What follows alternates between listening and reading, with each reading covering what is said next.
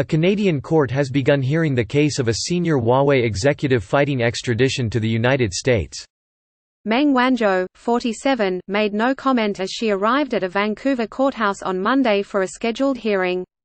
The U.S. wants Ms. Meng to stand trial on charges including fraud linked to the alleged violation of U.S. sanctions against Iran. Ms. Meng, who was arrested in late 2018 in Canada, denies any wrongdoing. The case involving Huawei's chief financial officer is being closely watched in Canada, the US and China. Her arrest has created a rift between China and Canada. On Monday, Beijing repeated its calls for Canada to release Ms. Meng. Meanwhile, the Chinese telecoms giant said it stood by its executive in her pursuit of justice and freedom.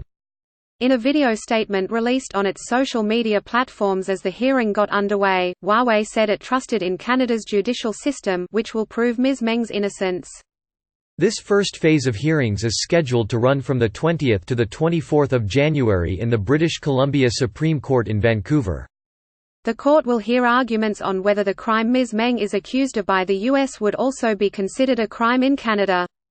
The judge must be satisfied that it meets the so-called double criminality test before agreeing to an extradition. Her lead defense lawyer Richard Peck argued in court on Monday that Canada is effectively being asked to enforce U.S. sanctions, according to AFP. Canada's Justice Department has said it will justify extradition by arguing U.S. accusations against Ms. Meng would be considered a crime in Canada if they had occurred there. Ms. Meng is the chief financial officer of the Chinese telecom giant Huawei and daughter of its founder Ren Zhengfei.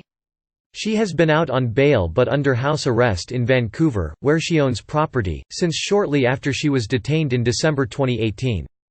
Not long after her arrest, China detained two Canadian nationals, Michael Kovrig, a former diplomat, and Michael Spavor, a businessman, and has accused the pair of espionage. The move by Beijing is widely viewed as hostage diplomacy, a tactic to put pressure on Canada to release the Huawei executive. Their detention has been called arbitrary by Canada and its allies.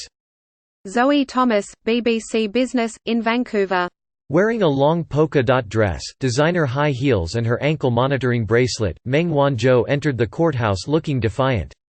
She waved to the crowds outside the court as she entered the building. That demeanor seems to be part of her legal team's strategy to argue this case is about politics, not about criminal activity.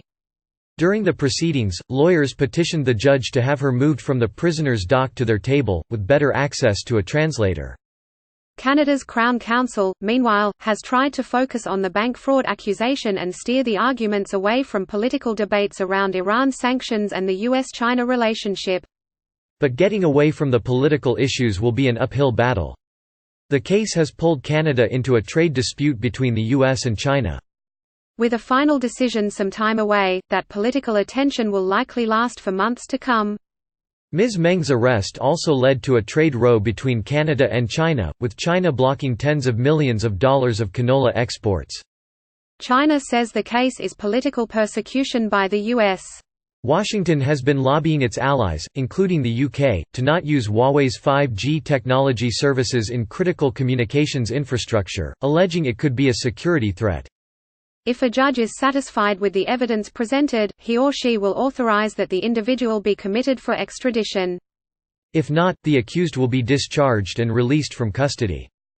Even if the judge recommends extradition, it is the federal justice minister who makes the ultimate decision. A second scheduled hearing, focusing on allegations of abuse of process and whether Canadian officials followed the law while arresting Ms. Meng, is due to be heard in June. It is highly likely the overall process could be lengthy. Ms. Meng has avenues to appeal throughout the process and some extradition cases have dragged on for years.